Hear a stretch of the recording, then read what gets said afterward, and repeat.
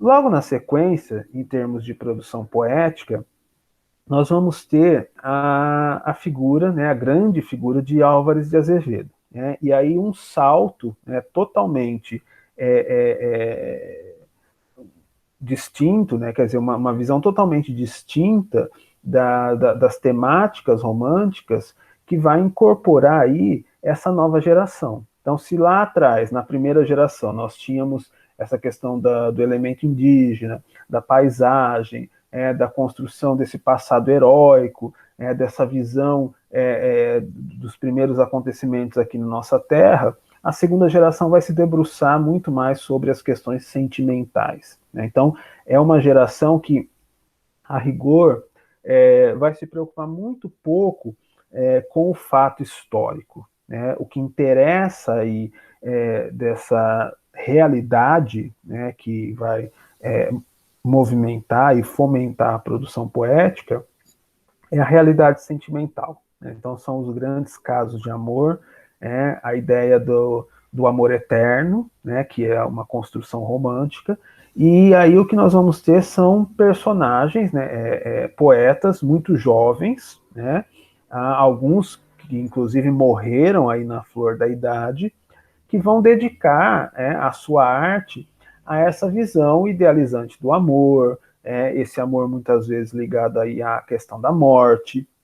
Então, muitas vezes, essas poesias, esses poemas sentimentais são marcados aí por uma atmosfera mais soturna, mais sombria, porque a morte é um elemento muito importante nesse conjunto aqui de escritores. Tá? Vamos lembrar que essa geração é conhecida como a geração do mal do século. Né? Então, a grande doença da época, que vai ser a tuberculose, que realmente vai levar alguns desses escritores muito cedos, né? O próprio Álvares de Azevedo é um desses casos, tá? Mas não só isso. Né? Então, essa ideia da morte, né, ceifando a vida dos amigos ou das amadas, né, a própria questão da insatisfação com a realidade, aí essa fuga amorosa. Né? Então, vamos lembrar, né? O romântico é um eterno insatisfeito que está fugindo das coisas. Né? Então, agora, se a realidade não satisfaz mais, vamos buscar algo aí que nos satisfaça, né? Algo que acalente o nosso ser no amor e na morte, né? Que vão ser aí os dois grandes temas. Bom, mas quem são, então, as referências para a produção do nosso Álvares de Azevedo? E aí nós temos que voltar um pouquinho lá atrás, né? Já vimos, por exemplo, lá no Goethe, com os sofrimentos do jovem Werther, né? A ideia do sentimentalismo romântico, né? Ali a questão do suicídio romântico como grande tema. Então, além do Werther, que vai ser uma referência muito forte aqui, nós vamos ter uma galeria de poetas, né, estrangeiros, sobretudo ingleses, que vão funcionar aí como parâmetro dessa nova geração de artistas, tá?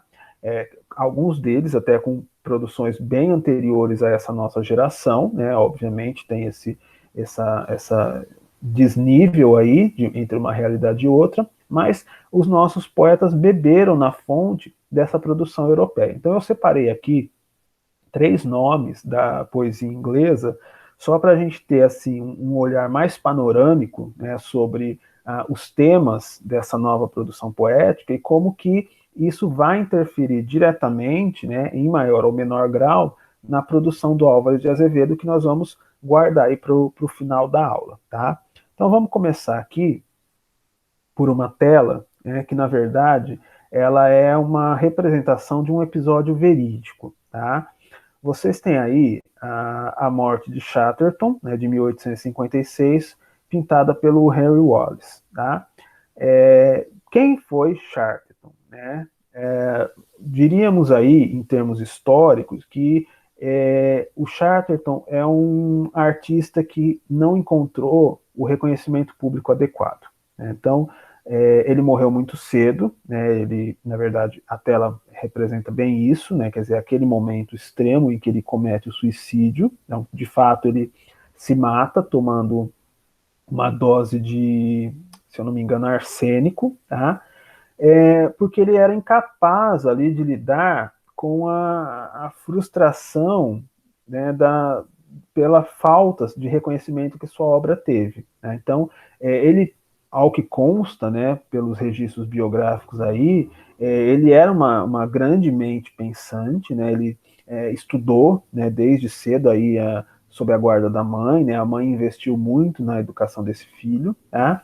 E já saindo da infância, ele se mostrou um grande escritor, né? Então ele tem já na entrada aí da adolescência as suas primeiras produções, né, escritas e algumas inclusive lançadas, né? Mas o que acontece? Houve toda uma atmosfera de mistério, de dúvida com relação à figura do Chatterton, porque ele publicava sob um pseudônimo, né? E tem uma história por trás desse pseudônimo. Segundo ele, né, aquela pessoa, né, que assina os seus poemas, na verdade era um monge da Idade Média, e ele teria descoberto, né, os manuscritos desse monge e estaria então trazendo, né, essa poesia à luz. Tá? Isso aí é uma lenda literária que perdurou aí por alguns anos, né? Até que de fato se chegou à conclusão de que não era nada de documentação histórica, que realmente ele era o autor daquelas peças, né, daquelas poesias, e mais ele assinava, né, com um pseudônimo. Né? Bom, ele se muda para Londres, né, já na adolescência, e ele vai tentar, né, a carreira dentro do jornalismo, vai tentar a publicação dos seus trabalhos, mas ele percebe que a coisa não saiu do jeito que ele esperava. Então, falta de dinheiro, porque ele também vem de uma família humilde, ele não alcança o reconhecimento que ele imaginava que alcançaria de cara ali com suas primeiras publicações, e aí ele comete esse ato extremo do suicídio. Então, esse é um caso verídico, né, de um jovem poeta que morre na flor aí da sua existência e que vai funcionar como uma forma de pretexto para esses ideais poéticos dessa geração romântica aí do mal do século. Tá? Então, tanto a questão do suicídio quanto da tuberculose, elas acabam rondando a vida e a produção desses novos autores. Tá? Mas o Chatterton é, então, um episódio singular aí dentro da literatura, porque realmente a publicação das suas obras veio só muito depois. Tá? Agora, autores que realmente tiveram reconhecimento em vida e que aí funcionaram como modelos a serem seguidos, nós vamos citar, de fato, 3 aqui hoje. Né? São muitos dentro da literatura inglesa, mas 3 aí que são considerados decisivos na produção aqui do nosso Álvares de Azevedo. O primeiro, né, e o mais abertamente aí, como sendo influenciador, é o Lord Byron. Né? Então, o Lord Byron também tem uma história de vida muito conturbada, né?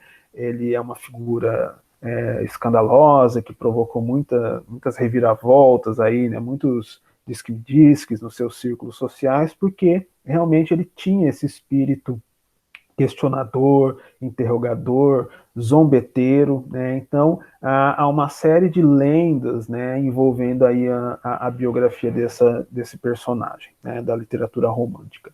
Mas em linhas gerais, né, vamos pensar um pouquinho aqui na produção do Byron. Então a reputação de Byron na Europa sempre foi maior do que sua reputação na Inglaterra, né? Mesmo porque tem uma questão ali de em alguns círculos ele acaba não sendo uma pessoa tão benquista assim, né? Estamos falando aí da Inglaterra, né? Mas a sua produção correu o mundo. Então, quando a gente pensa na poesia do mal do século, né? A segunda geração romântica, o sentimentalismo poético, o primeiro nome que vem à mente é o Lord Byron. Tá? Então, é aquela figura que, não só pelo seu histórico de vida, mas pela sua produção, influenciou diretamente essa nova geração de escritores. Tá? Ele se torna uma lenda, né? Então, como ele é nominado ali na crítica literária, né? O cínico simpático de pé torto. Então, ele tinha um problema na perna também, né? Que já tornava ele uma figura bem singular ali no seu círculo social, tá? Mas esse cinismo, essa predisposição a quebrar tabus e a escandalizar sempre acompanharam aí a sua vida. Então ele é exilado da Inglaterra por causa do escândalo que cercava a sua vida privada, se tornou em seus últimos dias o grande contestador zombeteiro das leis e das convenções de seu país, né? Ele morre muito cedo também, né?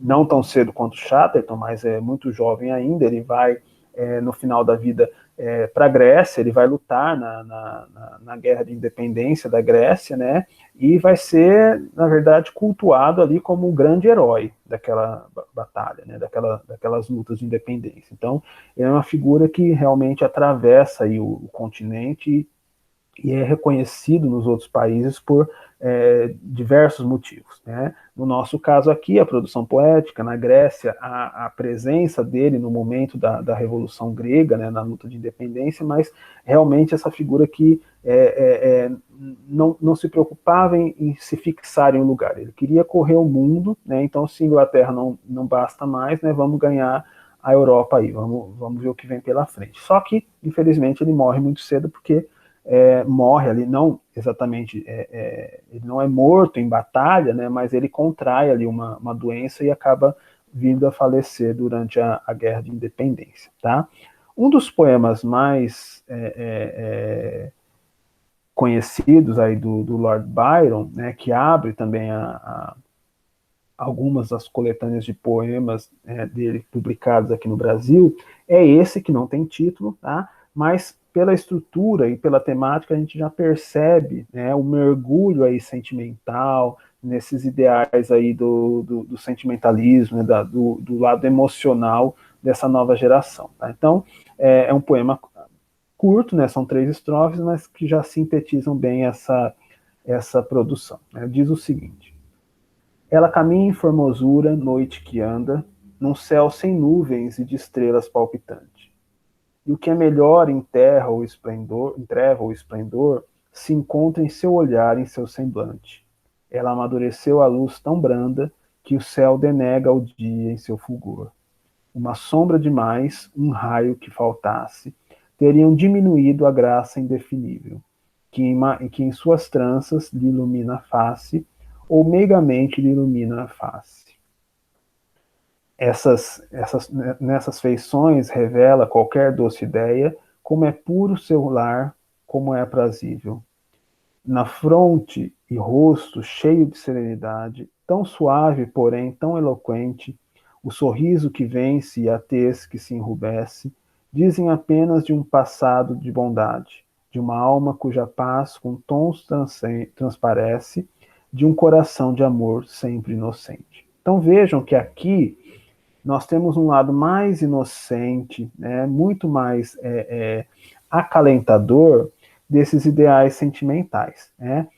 Claro que o Byron não é só isso, né? Então o Byron tem todo um conjunto de poemas também mais satíricos, de um amor mais tétrico, das questões da morte, né? De como associar essa ideia do sentimento à ideia da perda, né, que também vão ser aí constantes dentro dessa produção, mas pegando, né, esse lado mais ingênuo, né, mais inocente da produção da poesia romântica, né, esse é um poema que representa bem esses ideais, tá? Que vai coincidir muito de perto com a produção do nosso Álvares de Azevedo, que vai ter esse lado, né, essa esfera assim mais inocente, mais meiga, mais sentimental, mas também, né, um outro lado mais satírico, mais sombrio, mais zombeteiro nas suas grandes produções, tá? Aqui então do Byron eu preferi separar só essa primeira fase, né, essa fase mais ingênua, mais inocente da sua poesia, mas pensem sempre isso, né, que nós vamos ter também esse reverso, esse lado mais sombrio aí das questões sentimentais. Bom, amigo e contemporâneo do Lord Byron, nós vamos ter o Percy Shelley, né, também um garoto prodígio, né, que já publica as suas primeiras obras aí no início da sua vida adulta, né, saindo ali da adolescência. Também, né, morre muito cedo, esse aí morre afogado, né, num naufrágio ali na costa da Itália. É reconhecido também como marido da Mary Shelley, né, a autora do Frankenstein, né, uma obra importante aí dentro da literatura romântica, mas no caso do Shelley, do Percy Shelley, né, nós vamos ter o lado mais poético, né, então as grandes produções em forma de poesia, tá?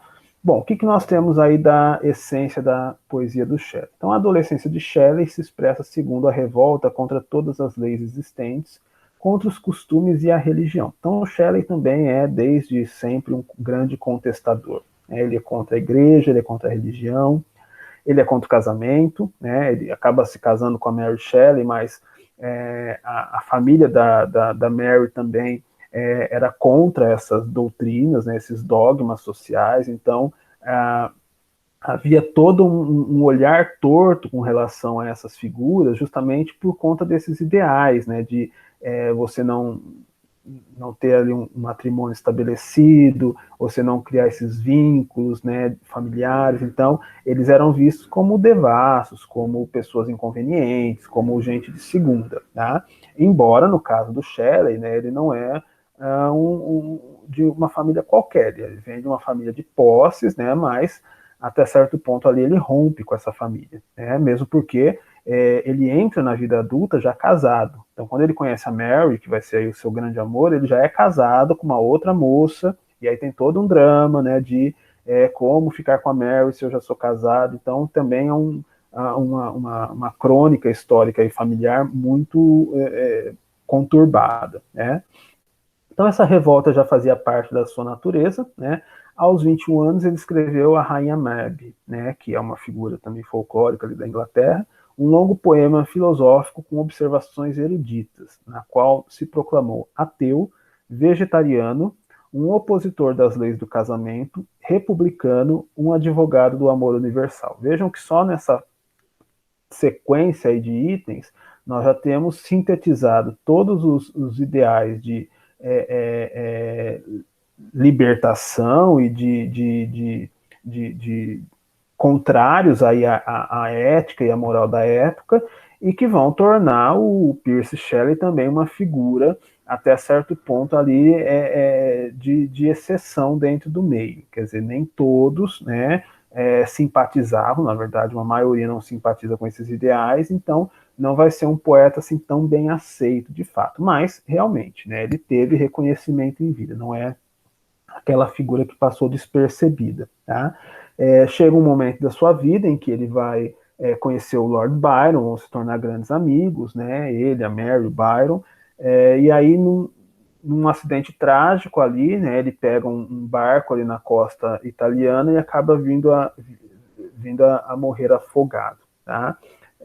A Mary, né? A sua esposa, vai ter uma vida um pouco mais longa, tá? Mas sem grandes produções. Quer dizer, a esposa, na verdade, vai ser reconhecida como a autora do Frankenstein, é a sua grande obra. O Percy Shelley não, ele tem várias coletâneas aí de poesia também que são consideradas marcantes dentro do romantismo inglês, tá? Vamos ver um exemplo aqui de poesia do Shelley. Também peguei um poema curto, só para a gente pegar essas ideias sentimentais. Perdeu-se a era, ó criança, gelada, fugaz, perdida, e vê-se o passado de olhar assombrado, enquanto geme o espectro afogado de nossos devaneios de esperança no rio sombrio da vida. O rio que vimos noutro momento deságua em tempos de outrora, e todavia em terra vazia jazemos feito monumentos, de esperança e medo fugindo lentos na réstia vital desta aurora.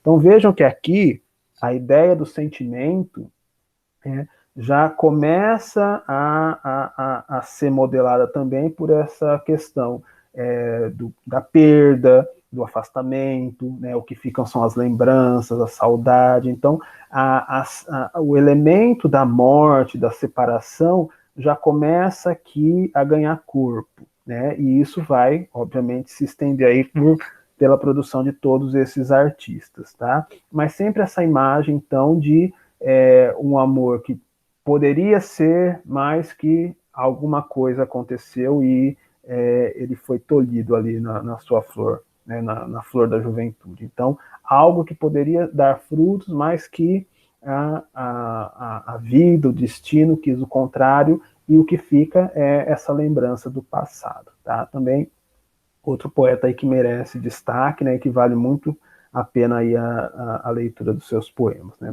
das traduções feitas.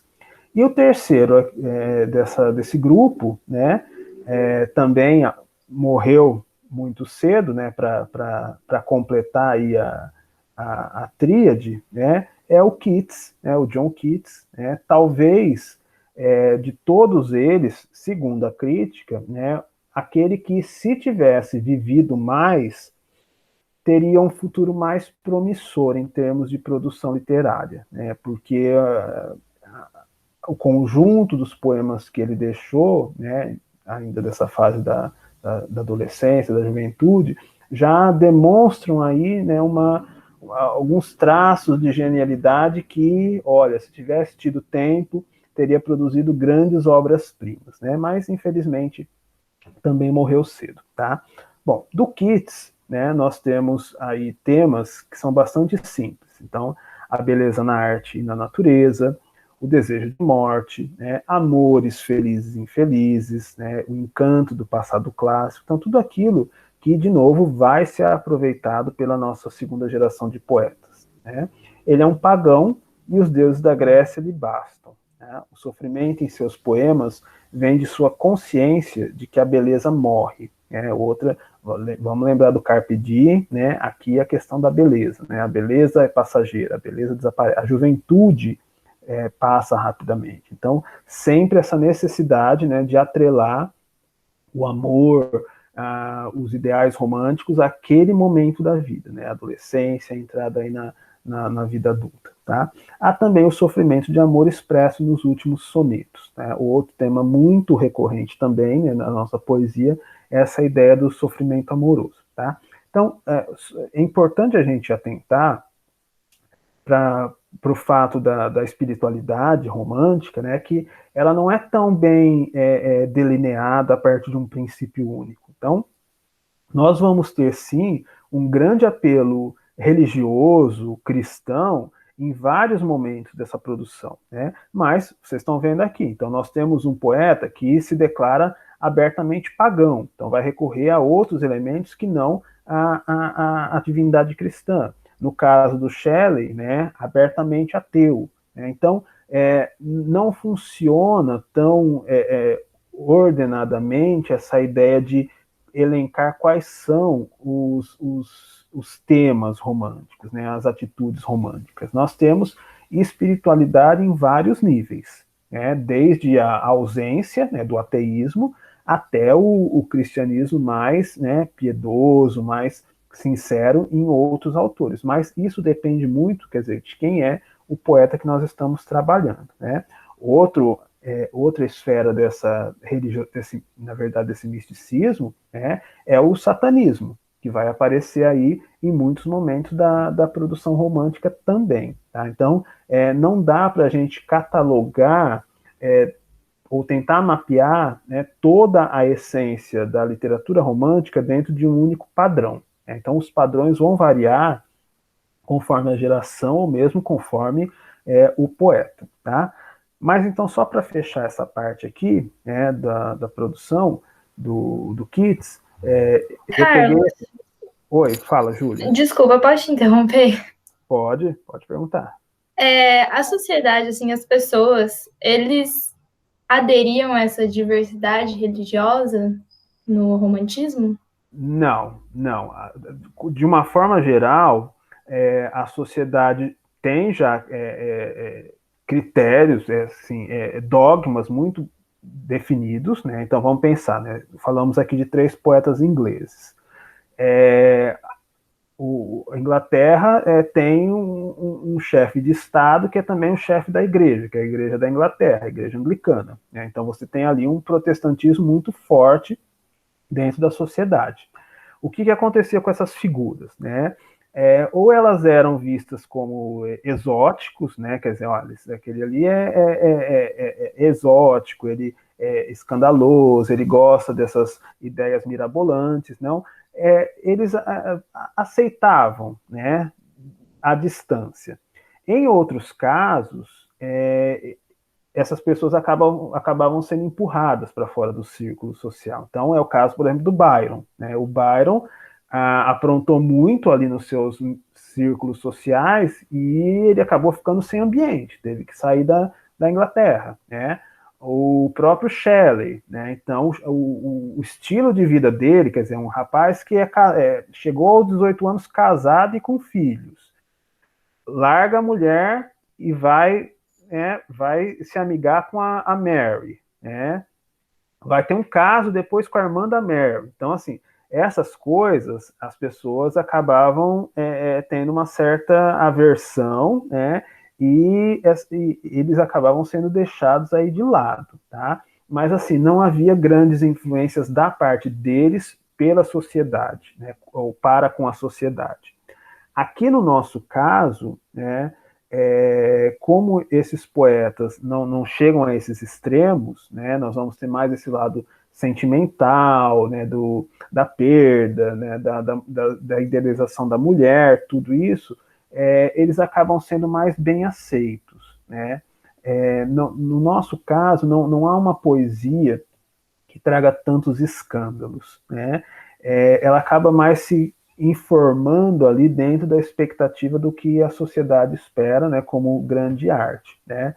Mas, assim, voltando à sua pergunta, a influência deles é puramente estética. Tá? Então, eles não conseguem mudar mentalidades. Né? E, na verdade, a rigor, não sei nem se esse é o ideal de vida de todos eles. Né? O que eles querem é expressar suas ideias de mundo. Né? Algumas coisas, né, se a gente pegar, por exemplo, o casal ali, o Pierce e a Mary Shelley, né, eles até têm uma luta mais evidente ali, por essa ideia de aceitação do amor livre, da união de pessoas sem a necessidade do matrimônio, né, sem o casamento ali, o papel passado, mas não vai muito além disso, viu, Júlia? Então, assim, o que nós vamos ter, de fato, é a sociedade ou tolerando, né, até certo ponto essas pessoas, ou descartando, né, ou, né, banindo ali dos círculos sociais. O processo inverso, não. Quer dizer, eles modificarem mentalidades, né, religiosas, doutrinárias, isso não. Né? Respondi sua pergunta, era isso? Respondeu, obrigada. Nada. Bom, então, só para a gente fechar, no caso do Keats, né, uma das produções mais conhecidas, né, é longa, mas eu peguei aqui só duas estrofes, é a Ode a um Rouxinol. Né? Por quê? Entre outras coisas, né, além da beleza do texto, um trecho dele foi usado pelo escritor americano Scott Fitzgerald, no século XX, como título para um dos seus romances, que é Suave é a Noite, que é um trechinho aqui do verso que nós vamos ler. Tá? Então ele acabou entrando para a nossa cultura popular, porque também depois o livro virou filme, né, e na versão para o cinema o poema é citado, então assim, virou uma obra conhecida, né, para quem gosta de literatura, para quem é fã de cinema mais antigo, tá, que é o Ode ao Rouxinol. Tá? Vamos pegar um trechinho aqui que vai aparecer exatamente a expressão suave à noite. Dói-me o coração e aflige meus sentidos, um vapor de sono, como se eu tivesse bebido da cicuta ou esgotado a um só instante um lânguido narcótico e descido para o lete. Não é porque eu inveje a tua boa sorte, porém porque me alegro a ver-te assim feliz. Que tu, arbórea dríade das asas leves, em nesga melodiosa de um verdor de faias e de sombras incontáveis, a plena e fácil voz celebras o verão. Ao longe, para ti quero voar, não no carro de Baco e seus leopardos, porém nas asas invisíveis da poesia. Embora o cérebro pesado hesite e me retarde, já estou contigo. Suave é a noite. e talvez em seu trono esteja a lua, essa rainha, tendo a enxamear-lhe em torno as suas fadas estelares. Mas aqui não há luz, senão aquela que dos céus com as brisas é soprada, por entre sombras verdejantes e caminhos tortos e musgosos. Tá? Então, também, de novo, a ideia da questão sentimental, né, o tema o tema amoroso como centro, né, e esses contornos que o amor vai ganhando em função dessa paisagem, né? Agora, né, uma paisagem mais soturna também, a questão da noite, mas ainda, né, como ele fala, suave à noite. Então, embora seja um ambiente noturno e a questão da natureza ali é muito importante para a configuração desse amor, ainda há uma serenidade, né? Não é um amor assim tão descabelado, tão trágico, né? Como pode acontecer aí com outros poetas, tá? Então, esse conjunto aí de escritores aí do começo do século XIX vai servir como farol, né? Estético, poético para uma nova geração que se levanta, né? E no nosso caso vai ter na figura de Álvares de Azevedo o seu grande expoente, né? De todos eles, né, um dos mais reconhecidos, até vejam aí na imagem, nós temos o busto dele diante da Faculdade de Direito de São Paulo, né, que é o meio acadêmico do Álvares de Azevedo. Então, ele estudou ali, né, no Largo de São Francisco, e acabou sendo homenageado como o filho mais ilustre dessa instituição, né? A grande voz poética aí, né, do século XIX. Tá? Pode não ser o preferido de todos, né? Temos outros grandes autores, mas ele, né, recebe esse conjunto de homenagens justamente porque, em termos de poesia sentimental, ele é o ápice aí, né, a grande voz, né, do amor e da morte da nossa literatura romântica. Tá? Bom, na apostila de vocês eu deixei 2 trechos críticos falando sobre Álvares de Azevedo, ali logo na sequência, né, depois dos poemas do Gonçalves Dias. O primeiro trecho fala o seguinte: Álvares de Azevedo foi responsável pelos contornos definitivos do mal do século em nossa literatura. Seus poemas falam de morte e de amor, esse sempre idealizado, impregnado de imagens de donzelas ingênuas, filhas do céu, mulheres misteriosas, vultos que habitam seus sonhos adolescentes, mas nunca se materializam. Daí a frustração, o sofrimento e a dor, só acalmada pela lembrança da mãe e da irmã. Então, essa grande voz, né, quer dizer, seria o grande herdeiro aí de toda essa produção europeia, né, como eu falei, sobretudo inglesa, que vai trazer esses grandes temas. Tá?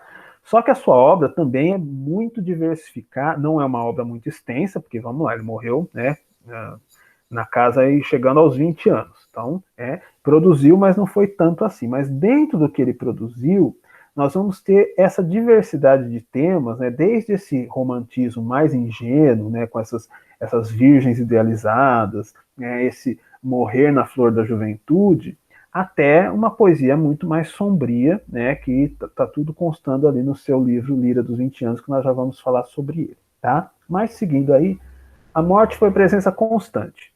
Falecimento prematuro do seu irmão, né, agora pegando aí a parte biográfica. Né? A morte de colegas da faculdade, a dor no peito, que cedo o levaria, né, morreu também Álvares de Azevedo de tuberculose, e é essa presença da morte uma contradição compreensível que mais lhe atiça a vontade de viver.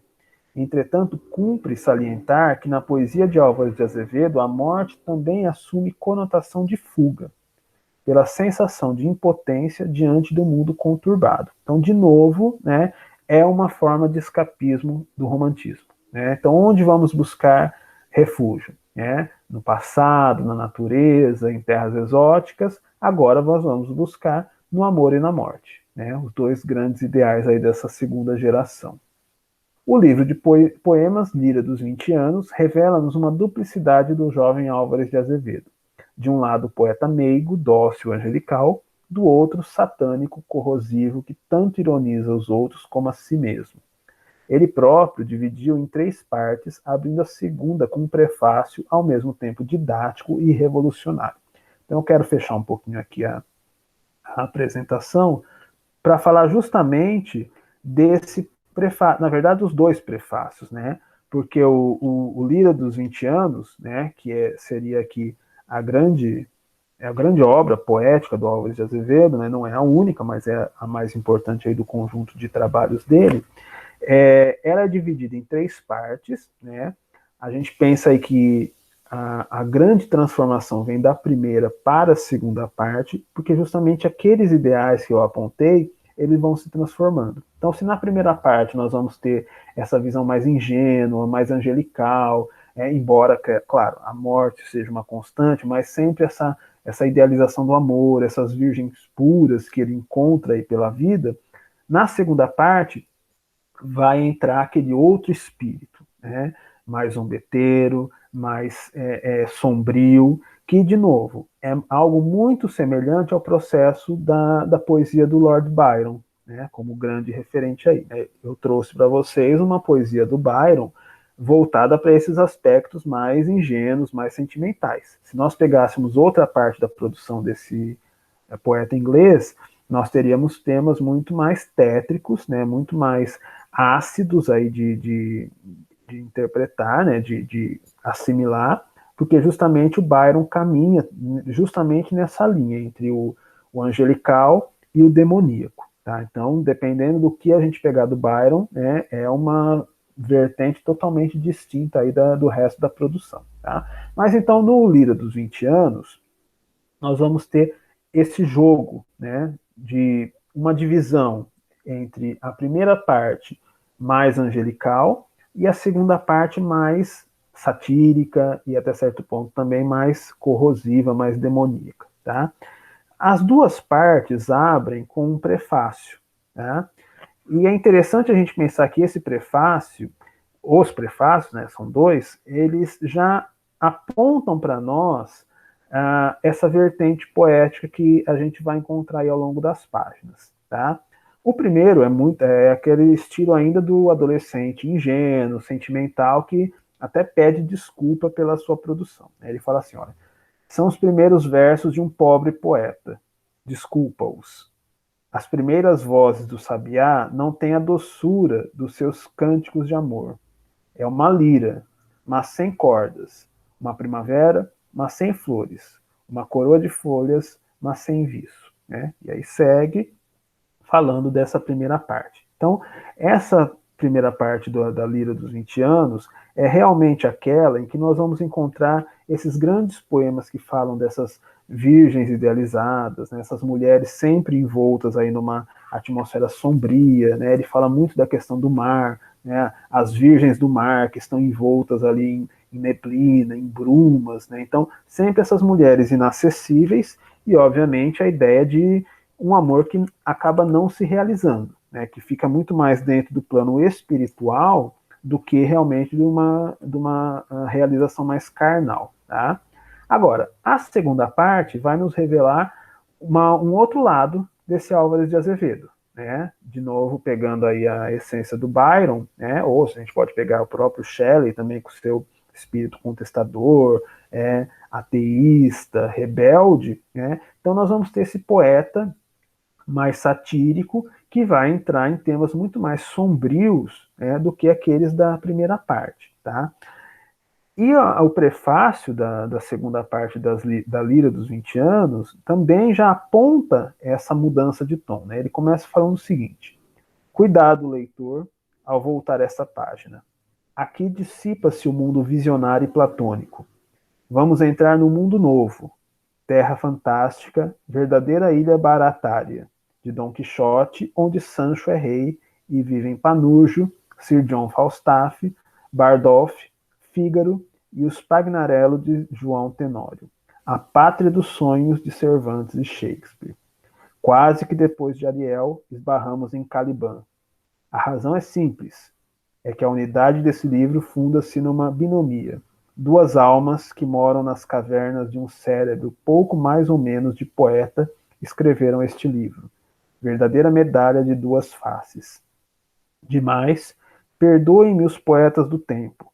Isto aqui é um tema, se não mais novo, menos esgotado, ao menos que o sentimentalismo desde Werther e René.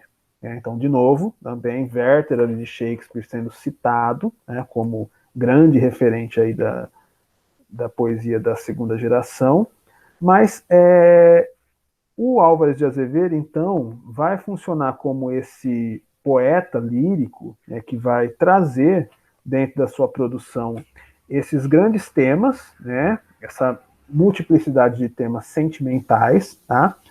Vale lembrar também que o Álvares vai ter uma peça, né, na verdade escreve mais de uma peça, mas uma peça em especial que é Macário, em que o tema do demonismo aparece, né, o diabo é um dos personagens da peça, tá?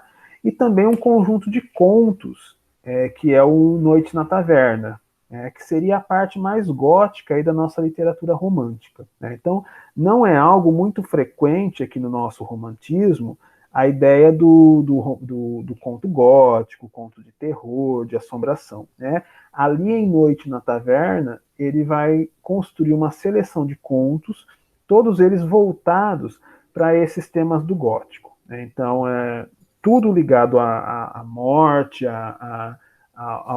ao martírio, ao ato de matar também, não só o morrer, mas temas que eram considerados grandes tabus para a época, que ele vai colocar ali na produção dos seus contos, tá? Mas como eu falei, então, dentro da diversidade aí da nossa literatura romântica, o Noite na Taverna é um caso, digamos assim, isolado, né? Onde realmente aquele gótico, né, que era muito comum na realidade europeia, né, na produção europeia, aqui apareceu por um momento, né? Esse gótico que depois vai gerar lá fora obras como o Drácula, né? Já tivemos aí a experiência do Frankenstein, da Mary Shelley, né? Mais para frente teremos o Drácula, mas aqui no Brasil não teve grande saída. Então, realmente, a obra mais marcante do Álvares de Azevedo, né, em termos aí de popularidade, reconhecimento crítico,